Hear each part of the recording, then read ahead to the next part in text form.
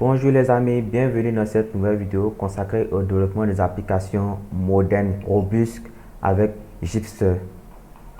Donc je me présente, je suis Kanel Sika de la Journée du Code. Donc c'est quoi Gipster? Gipster c'est un générateur de code open source qui va vous permettre de générer rapidement des applications modernes avec le framework en web Angular ou React ou Vue.js et également le framework Java Spring Boot.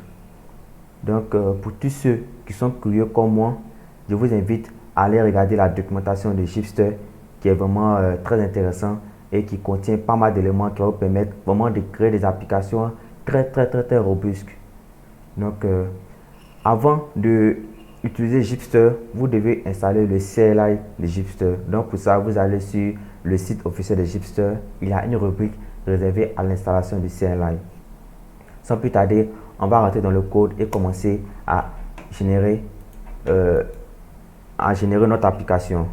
Donc, dans le cas de cette démo, on va plus s'intéresser aux applications monolithiques qui sont recommandées pour des simples projets. Donc, pour ça, vous tapez la commande Gipster. Vous ouvrez d'abord le terminal et vous tapez la commande Gipster.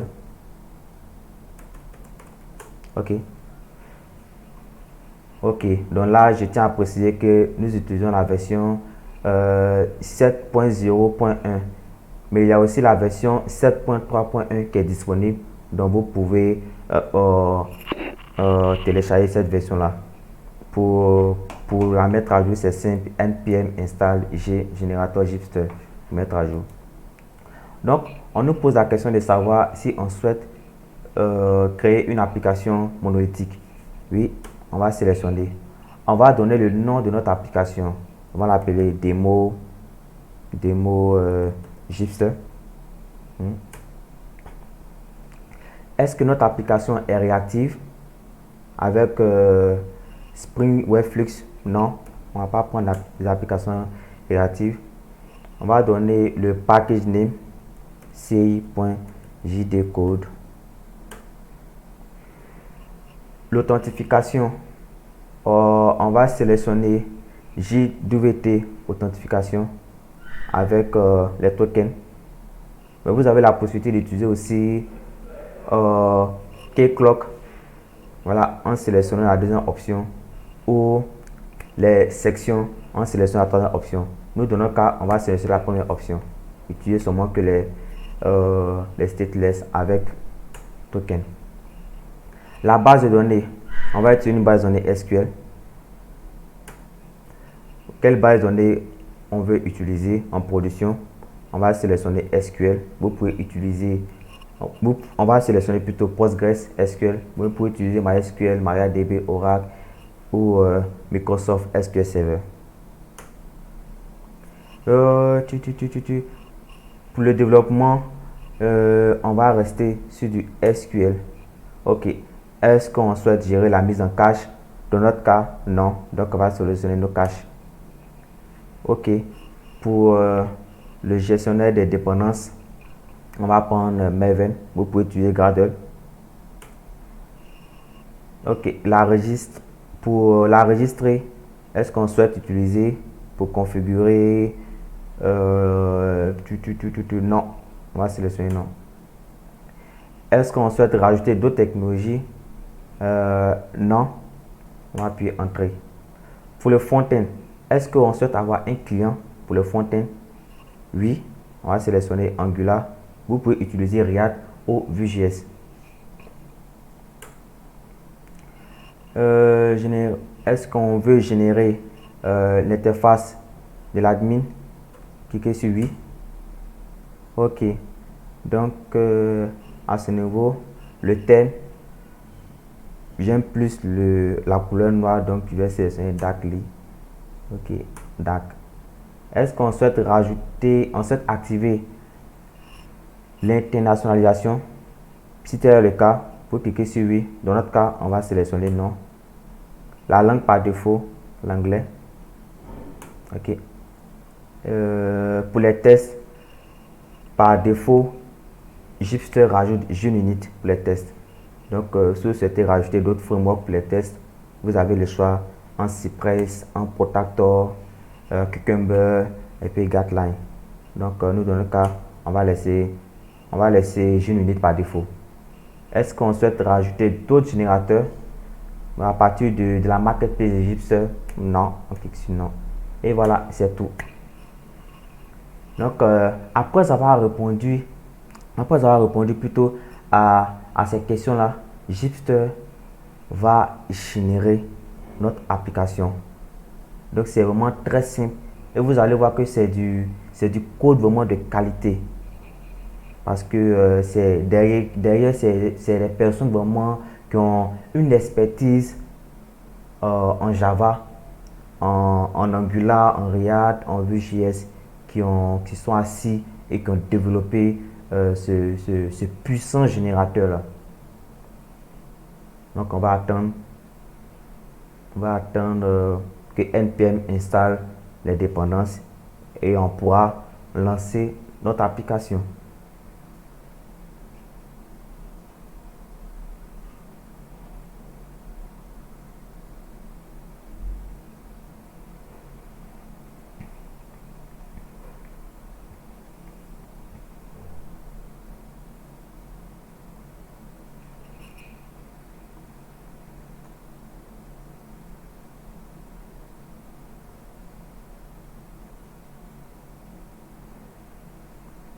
Donc si vous avez des questions, n'hésitez pas à les laisser en commentaire.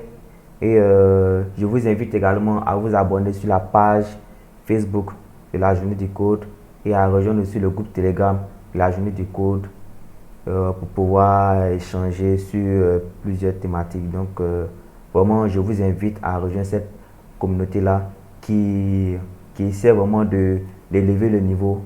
Voilà, donc vous aurez plein de vidéos sur le développement d'applications avec Gypster, avec Flutter, React, Angular. Voilà. Donc, on attend.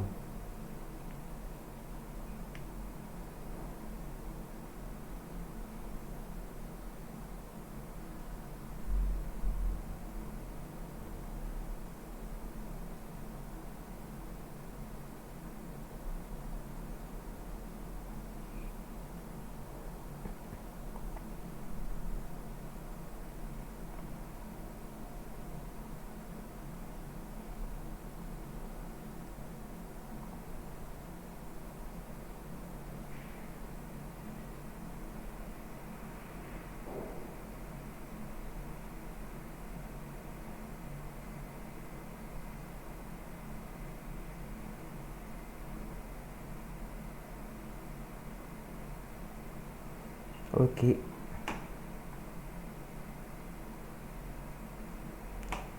Ok.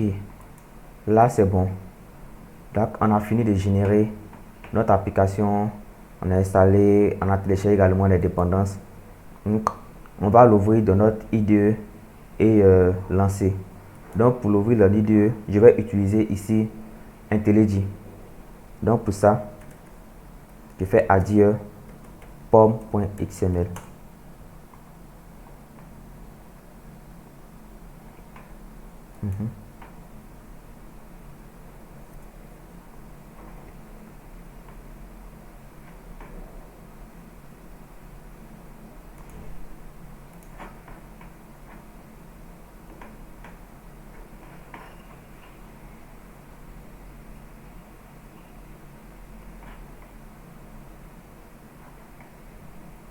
Ok. Donc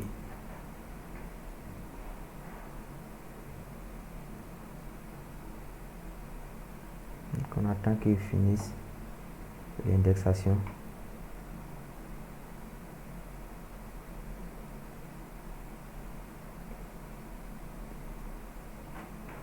Donc, déjà, pour pouvoir lancer notre application, on va d'abord lancer notre conteneur Postgres. Donc pour lancer notre conteneur Postgres, on ouvre slc main docker, on ouvre le fichier de configuration postgres.yaml. Donc on attend qu'il finisse l'indexation pour pouvoir lancer.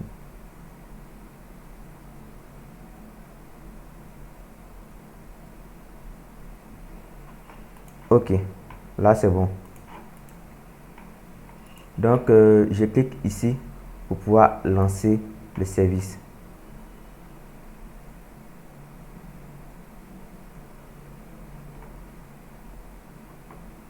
Je valide.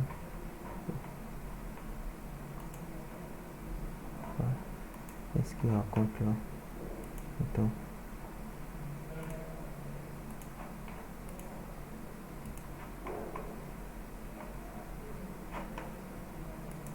Sur la version.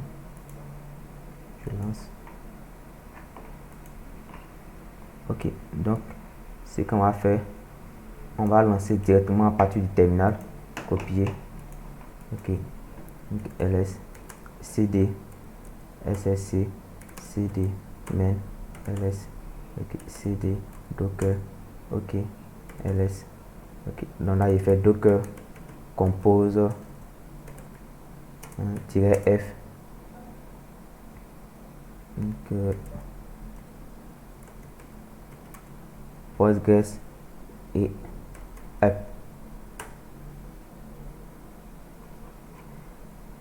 Voilà, et là j'ai lancé notre conteneur Docker Postgres.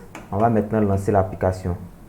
Pour lancer l'application, j'ouvre le terminal et je tape la commande mavenware.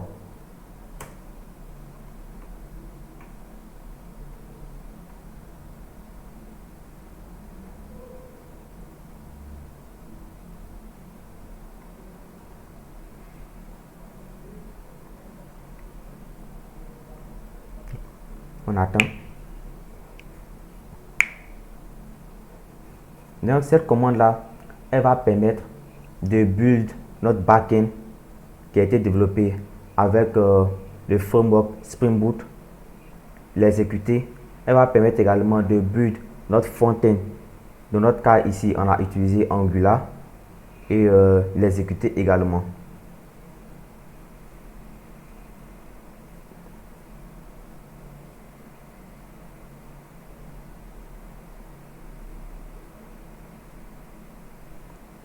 Voilà. Ok. Et c'est bon. Donc pour accéder à notre application en local, on clique sur localhost 8080 ou vous ouvrez simplement votre navigateur et vous accédez à localhost 80 80 80 80 80. Voilà. Et voilà, on a pu lancer notre application développée avec le framework Spring Boot généré avec Gipster. Donc, vous avez l'interface d'administration que Gipster nous a généré, qui a été développé en Angular. Donc, pour nous connecter, c'est simple. Par défaut, login admin, mot de passe admin. Et voilà, on a pu se connecter à notre console d'administration. Ok, donc dans la seconde partie de la vidéo, on verra comment déployer notre application sur Heroku. Donc, dans un premier temps, vous vous connectez à Heroku. Donc, Heroku, ok. Et là, on va créer une nouvelle application qu'on va appeler Demo Gipster. Demo Gipster JD Code. Ok. La région, on va sélectionner Europe et créer notre application. Donc, à partir d'ici, on peut exécuter l'application que Heroku nous génère par défaut. Et voilà, on a notre message de bienvenue. On va rattacher notre application au repo distant Heroku. Donc, pour ça, on va d'abord se connecter à Heroku. Donc, j'ouvre le terminal et je fais Heroku login. Ok. Pour pouvoir exécuter Heroku en local, vous devez installer le CLI d'Heroku. C'est très important. Donc pour l'installer, c'est simple, vous partez sur Heroku. Il y a une rubrique réservée à l'installation du CLI. Là, je me suis connecté. Je vais maintenant rattacher l'application en prenant la troisième instruction ici, Heroku git 2.remote-a demo gipster jdcode. Donc je viens en local et je colle la commande, j'appuie sur Entrée. Et voilà, c'est fait. Donc pour déployer, Gipster va nous permettre de le faire simplement. Donc pour ça, je fais simplement Gipster Heroku pour pouvoir déployer sur Heroku. Entrée. Ok. Donc le nom de l'application. Quel est le nom que j'ai donné ici? C'est démo Gipster jdcode. Donc je donne le même nom ici. Ok. La région. Si vous vous souvenez, on a sélectionné Europe. Le type de déploiement, on va sélectionner Git. La version Java de notre application.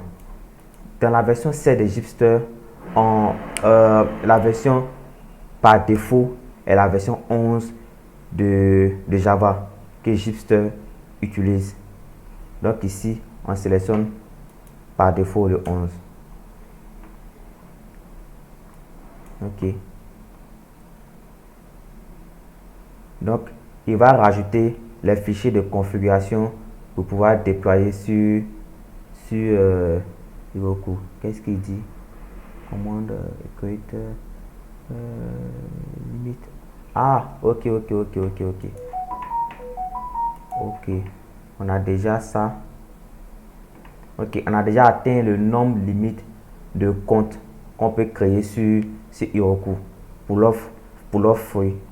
Donc, ce qu'on va faire, on va supprimer l'application ici.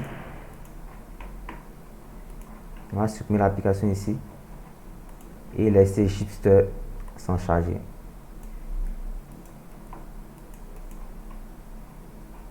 Voilà. Donc, on reprend.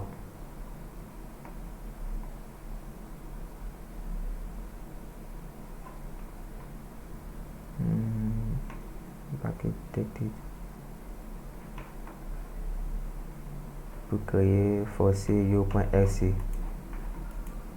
Ok les amis, c'est pas bien grave. On va procéder autrement pour le déploiement. Donc je sélectionne, je crée l'application à nouveau.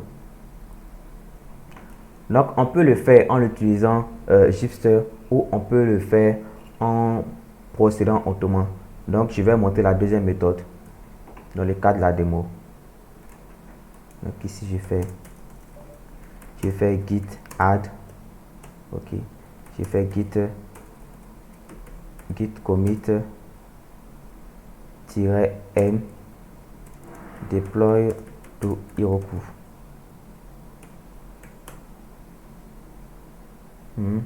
Je fais git push Heroku master.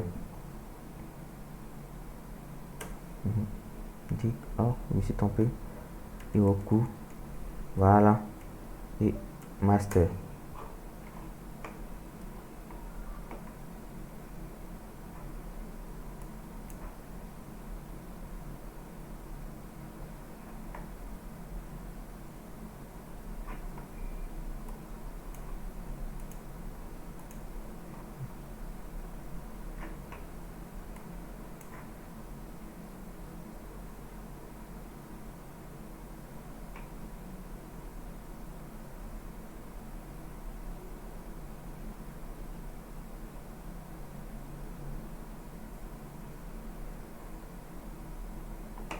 Donc là, il est en train de déployer l'application.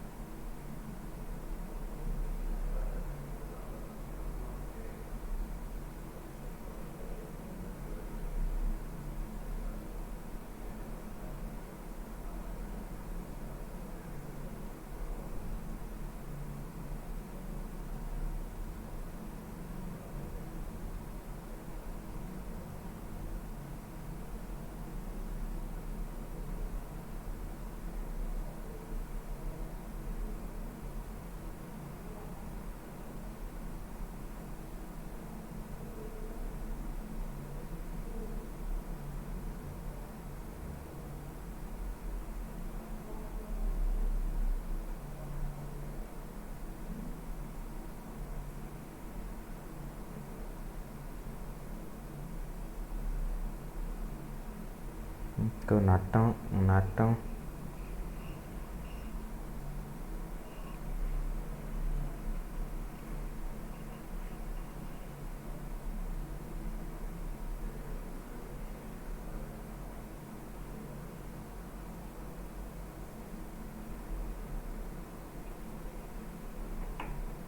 Ok, le déploiement a planté. Pourquoi? On va regarder ça. Ok, un souci avec la version de Java. Ok, donc pour ça les amis, c'est simple. Ne vous inquiétez pas, on va corriger. On va rajouter un nouveau fichier pour un nouveau fichier de configuration pour définir au fait la version de Java que nous utilisons. Donc ici, on va appeler le fichier system.properties. Ok. Donc dans notre fichier, on va rajouter la version de Java. Pour ça, on va voir system.properties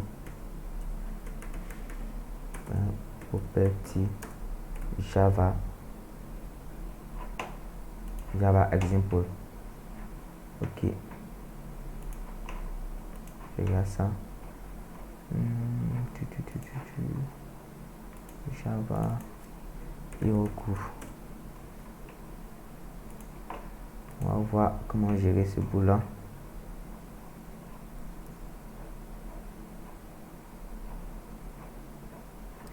Voilà, donc c'est ça. Java.runtime.version 11. Donc je copie ça. Ok, et je colle ici. Voilà, et je relance encore le déploiement en faisant git add, git commit -m deploy to Heroku, git push Heroku master.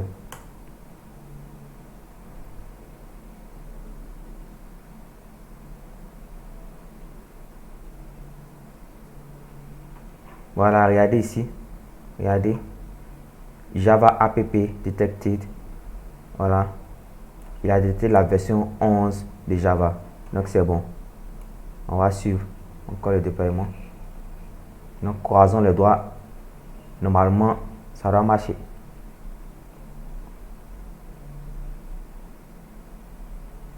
Donc le déploiement prend du temps parce que il doit déployer le backend et il y a aussi un front-end. Donc il doit télécharger les dépendances du backend, les dépendances du front-end. Donc c'est pour cette raison que le déploiement prend plus de temps. Et vu que derrière Heroku utilise le build pack en fait c'est un script qui va permettre de d'installer les dépendances et de configurer votre environnement. Donc, en fonction du langage de programmation utilisé, il va utiliser un build pack spécifique. Donc, dans notre cas, vu que c'est du Java, il va utiliser le build pack Java pour le faire. Mais si c'était une application PHP, il allait utiliser le build pack PHP et rajouter les dépendances PHP et configurer également votre environnement. C'est vraiment très très intéressant ce truc là.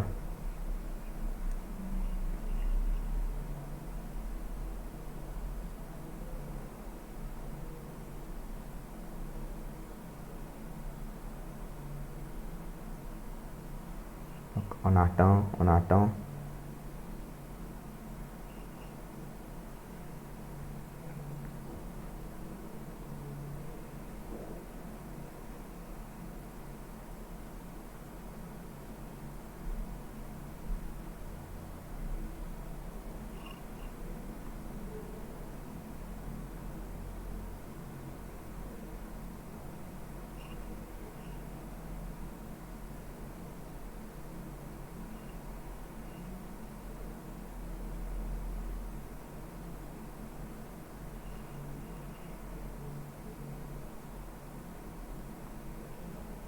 Ok, build success, c'est bon signe.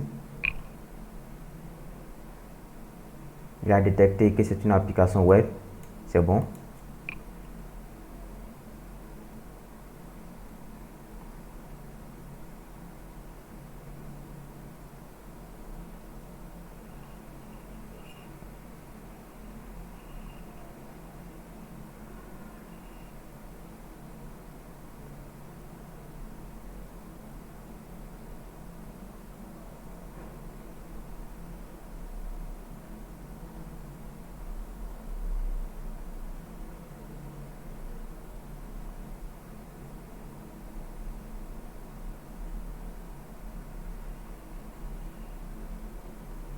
Ok, c'est bon, il a fini le déploiement. Donc, on va accéder à l'application.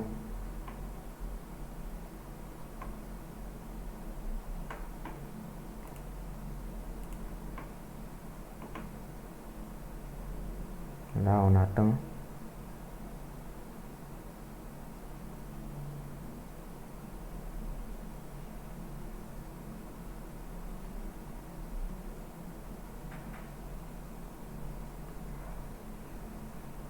Voilà. Donc, on a déployé notre application sur Heroku. Donc, vous voyez, c'est vraiment très simple à faire. Je me connecte.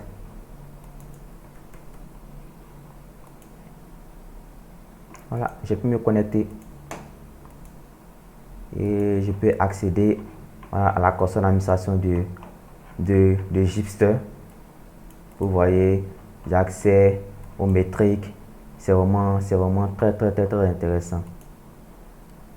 Et voilà l'état de santé, la configuration. Vous voyez, c'est vraiment du lourd. C'est vraiment du lourd, les gars. C'est vraiment du lourd. Les API. Ici, il utilise Swagger pour les API.